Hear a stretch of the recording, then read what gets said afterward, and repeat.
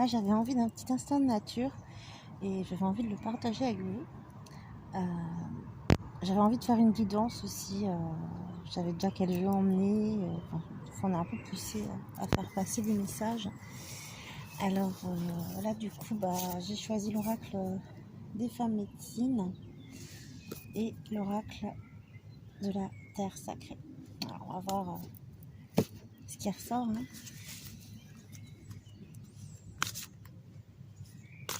J'espère que vous allez bien, que vous profitez de ces belles journées ensoleillées. On a 3 cartes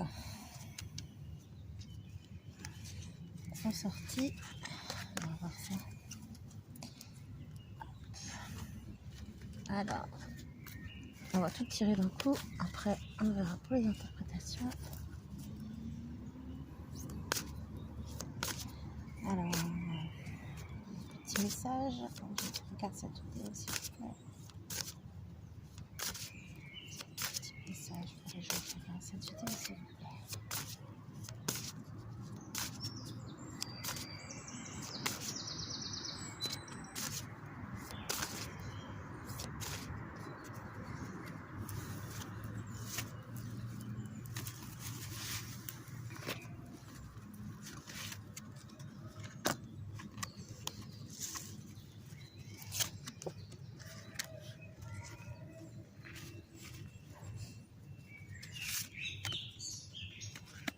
Ok, c'est parti.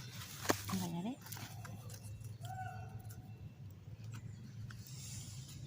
Alors, première carte qui est sortie, le totem du coyote. Faites preuve d'humour, le rire est votre médecine. Alors, est-ce qu'on nous demande de rire face à tout ce qui se passe actuellement? Ça libère pas mal de choses, le rire. C'est une thérapie à part entière. On peut dire ça comme ça. Alors, le totem du coyote. Je suis l'esprit du coyote, le clown sacré. Je t'apporte la médecine du rire, pour prendre du recul et la capacité de rire de soi. Je te taquine, je te déstabilise pour découvrir en toi des ressources inconnues. Gardien de la porte du sud, le coyote est encore appelé le chien sacré par les peuples premiers. Sa présence est associée à la ruse et n'est pas toujours bien accueillie. Son totem est déroutant. Il recèle une profonde sagesse derrière ce qui peut sembler une fourberie ou encore une mauvaise blague de l'univers. Il existe une vérité cachée derrière ce qui peut paraître négatif ou chaotique. Sa présence est souvent troublante. C'est un puissant enseignant qui vous donne l'opportunité de quitter un esprit trop sérieux, trop rigide, pour vous montrer plus enjoué. Le message: ne prenez pas la situation trop au sérieux, cultivez l'humour et le message vous sera révélé. Lorsque le coyote apparaît dans votre tirage, il vous encourage à faire preuve davantage d'humour. Vous pouvez avoir le sentiment que quelque chose ou quelqu'un se joue de vous. Toutefois, inutile de dramatiser. Essayez plutôt d'ouvrir votre esprit à l'incongru. Changez de point de vue maintenant. Il peut également pointer une forme d'auto-sabotage, comme si vous étiez retombé dans d'anciens travers. Si vous faites face à des déconvenues ou des déboires, en rire va permettre d'opérer plus facilement un changement. C'est également une invitation à vérifier si vous n'êtes pas en train de vous leurrer, de vous raconter des histoires. Je vous invite du coup à rire, très fort, ça fait toujours du bien. Voilà, prenez du recul sur certaines situations, n'hésitez pas à rire de vous, de ce qui se passe, voir si vous, effectivement, vous ne méprenez pas non plus sur certaines choses. Voilà. Et on peut voir par là aussi des fois effectivement quelques petits cadeaux pas terribles qui peuvent arriver, mais qui finalement sont là pour une bonne raison. Alors après, on a eu l'esprit du feu. Rayonnez sans réserve votre puissance.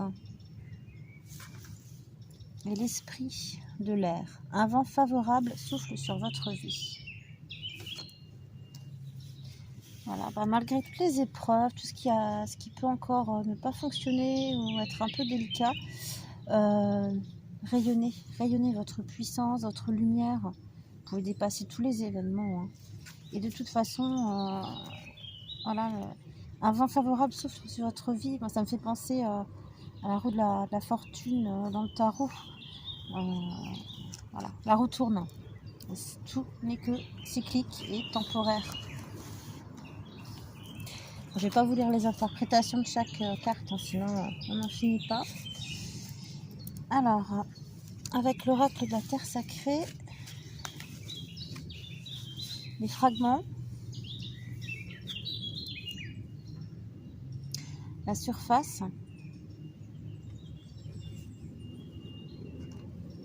et l'effort.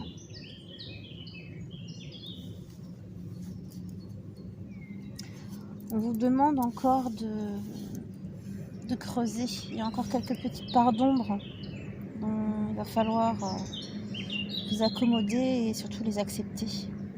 On libère des choses bien sûr, mais nos parts d'ombre, on doit les apprivoiser.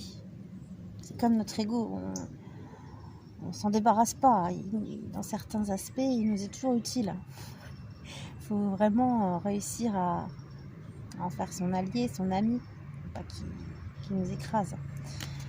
Donc moi ça me fait penser effectivement à avoir une vision aussi des choses sur ce qui est à l'extérieur, mais aussi à revenir en nous-mêmes et à libérer certaines choses du passé encore qui peuvent entraver notre chemin de vie.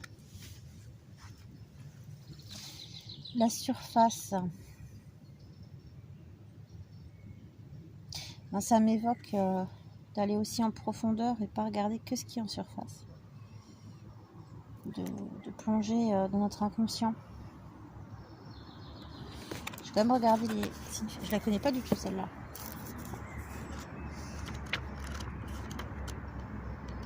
Alors, la surface, que se passe-t-il avec celle-là? Alors, la surface.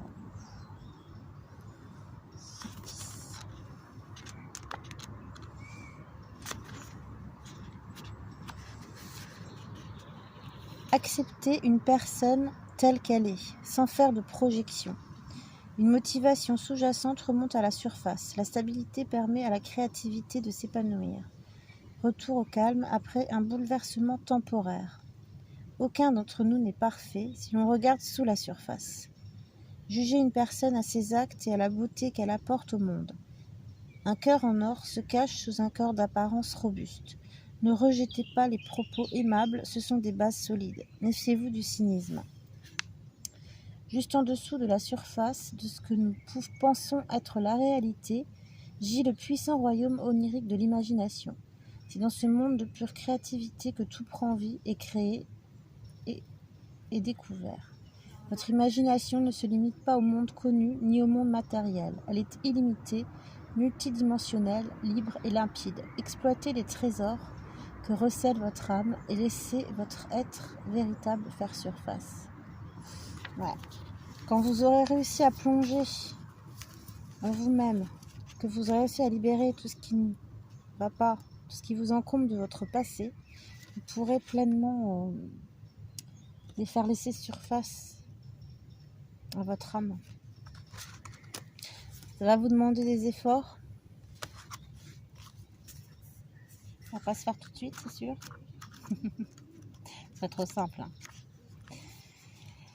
L'effort, l'énergie dont vous avez fait preuve et les expériences qui vous ont été données de vivre peuvent se transformer en quelque chose qui a du sens et qui en vaut la peine.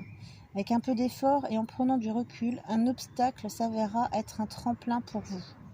Faites ce que vous pouvez quand vous le pouvez et continuez de progresser de manière régulière. Vous allez devoir faire un effort pour transformer une idée, une expérience ou des connaissances sur un sujet en quelque chose de plus concret. Une fois que cela aura pris forme, de nouveaux axes de croissance apparaîtront. La Mère divine est présente dans tous les cœurs. Elle répand sa lumière en vous et tout autour de vous puisqu'elle incarne toute la beauté du monde. Elle est présente dans chaque montagne, chaque prairie, chaque arbre et dans chaque brin d'herbe. Sa lumière éclaire les étoiles, sa sagesse guide les lunes. Son éclat lui vient du soleil. C'est une fleur sauvage dont les effluves aiguisent votre curiosité et nous incitent à nous mettre en mouvement et à poursuivre une vie heureuse.